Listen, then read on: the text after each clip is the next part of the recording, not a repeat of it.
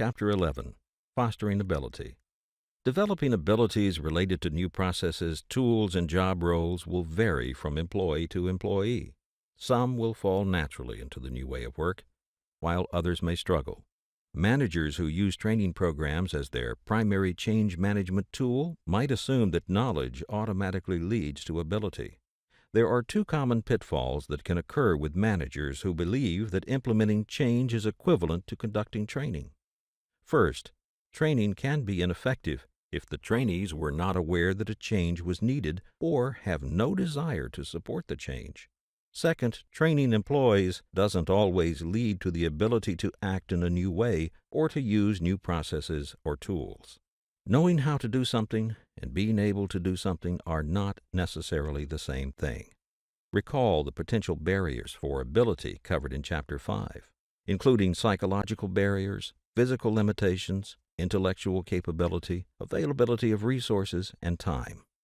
Several tactics can be used to develop the abilities of employees in a changing environment, including day-to-day involvement of supervisors, access to subject matter experts, performance monitoring, and hands-on exercises during training. Tactic 1. Day-to-day involvement of supervisors. Supervisors play an important coaching role with their employees at this phase of change. By coaching employees one-on-one, a supervisor can readily identify the gaps in ability of their associates. Many employees need hands-on demonstrations or need someone to role model the change. Employees also need to know that if they attempt to work in new ways and fail, there will not be adverse consequences for them. This is where the supervisor has a tremendous impact with employees in terms of setting the stage for change. Developing ability takes time and practice. There must be a safe environment to practice new skills and job roles, and someone to provide correction, coaching, and support. This process begins with supervisors making their employees aware that implementing change takes time and practice, and that mistakes or missteps are part of the learning process.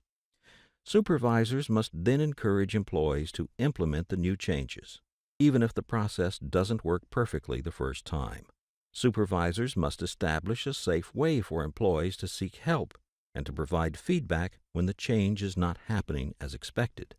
By keeping these channels open, managers can determine quickly when the breakdowns are related to the ability of the employee or related to something else about the change. For example, a new system may have software problems or a new process may not account for special circumstances that the employee encounters. If the feedback channel is not open, then the employee will appear to be failing when the system is actually at fault. Supervisors may not understand the level or depth of their role in managing change. Training for supervisors is critical if you expect them to take on this coaching role. As it relates to ability, you must prepare them for the following activities. First, how to provide one-on-one coaching of employees who are implementing new processes, tools, and job roles. Supervisors should be able to provide demonstrations and to role model the desired ability. Second, how to create a safe environment that allows employees to practice and make mistakes without retribution. And finally, how to create feedback channels to the change management team to identify gaps in processes or tools. Tactic 2. Access to subject matter experts. Subject matter experts are also useful at this stage of change. Beyond providing knowledge about the change, subject matter experts or employees experienced with the change can provide direct assistance to other employees.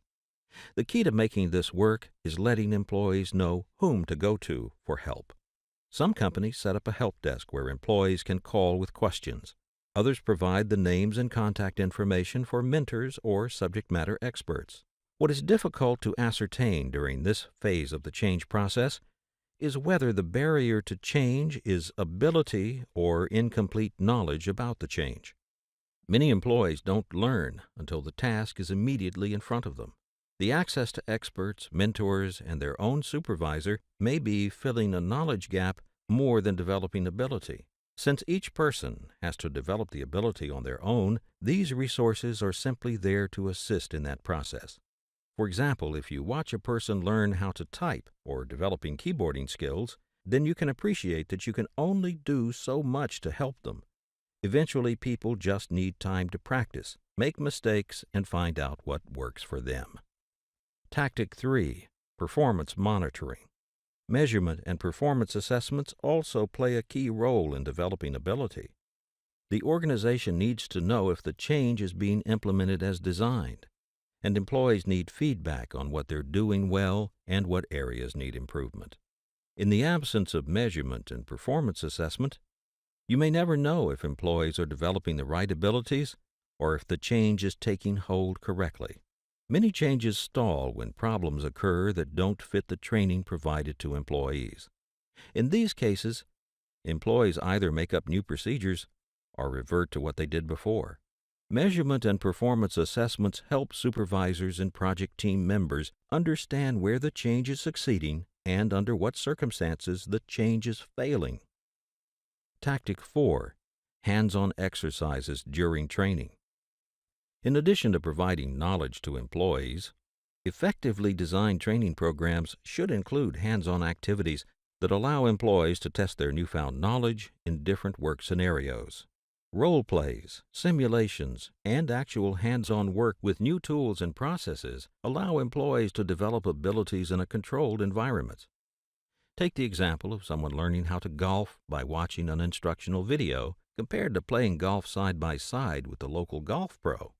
Actually applying knowledge to different situations that reflect the real work environment can accelerate the process of developing abilities. Frequently asked questions about ability. Question 1. Is it possible that poor performance or low ability is actually disguised resistance to the change?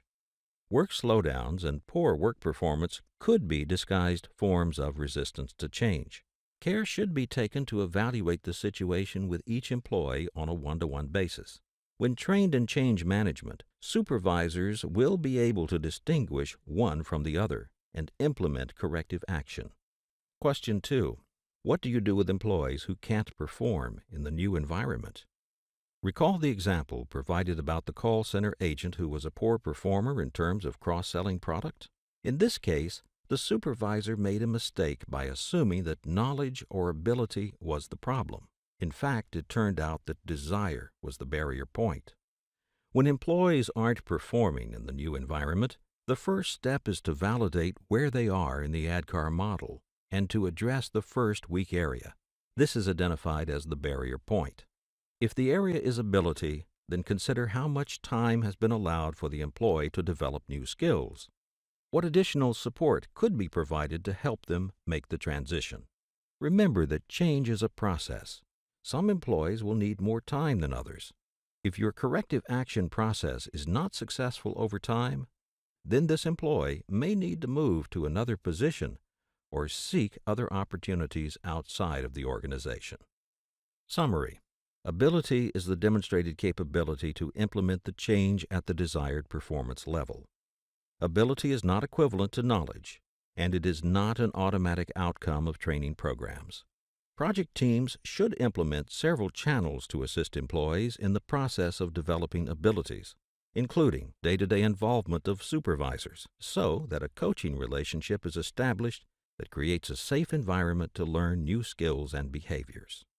Access to subject matter experts, to close knowledge gaps, and to have one-on-one demonstrations. Performance monitoring, so that demonstrated progress is measured against the desired outcomes for the change.